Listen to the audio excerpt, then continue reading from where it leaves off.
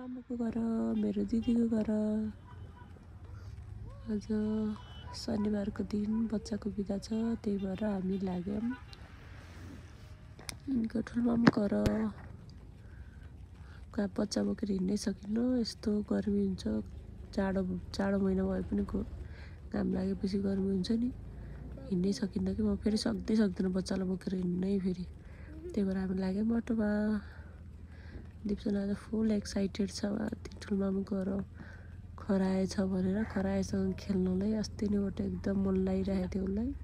छेउमा नजाऊ भन्छु, फेरि अटोको छेउछेउमा जाने कि फेरि मलाई फेरि यसो डर लाग्छ खस्छ कि भनेर। अब गएर खराए खेलाउने भन्ने उसको प्लान छ। अब यस्तो खेल्छु यस्तो गर्छु खराएसँग भनेर आएको थियो सँगसँगै खुसी हुँदै। ऊ पनि कति राम्रो घर जस्तो भइसक्यो उसलाई। अब देखाउँछ हातले अब यतातिर भनेर। अनि आयो घर पनि। ठुलोमामुहरू बाहिरै बस्नुभएको छ हामीलाई कुरेर, बाबु आउँछ भनेर। सबु पनि बाहिर निस्किन्छन्।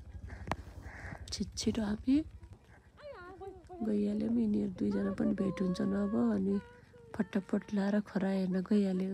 एकदम फुल एक्साइटेड भएर छिटो गइहाल्यो। हामी पनि गयौँ भित्र। बाहिर काम भइसकेको थियो, काम सकेर पोलिसकेको थियो कामले। फटाफट भित्र गयौँ। अनि त्यसपछि ब्यागबाट यिनलाई झारेर यिनी त्यहाँ टुवा परेछ नौलो ठाउँमा। आज फर्स्ट टाइम आएको ठुलोमामु घर, त्यही भएर टुवा परेन। अन्त अनि हाँसेर बसेछ र टिभीमा ब्याग झुन्डाएर। अब सबु आउँछन् र सबुले र त कति राम्रो कपाल बाटेर डोरीले यास गरिछन्, लाइक गरिछन् यिनले। खुसी भन्छन्, सबैलाई खुसी लाग्यो उसले हात त्यस्तो गर्यो भनेर। के भएर हात त्यस्तो गर्यो त्यस्तो भयो। सबै हाँस्यो। अनि यिनीहरू चाहिँ अब सब चाहिँ भाइलाई खेलाएर बस्छन्। भाइलाई यता खेलाउने उता खेलाउने, ताली बजाउने। मामुले माग्दाखेरि पनि दिन्छन् भने मै लिन्छु नि भाइलाई भन्दै, एकछिन म लिन्छु भनेर लिन्छन्। उनीहरू खेलेन अनि खराए भाइलाई देखाउन लिएर आइछन् यिनले।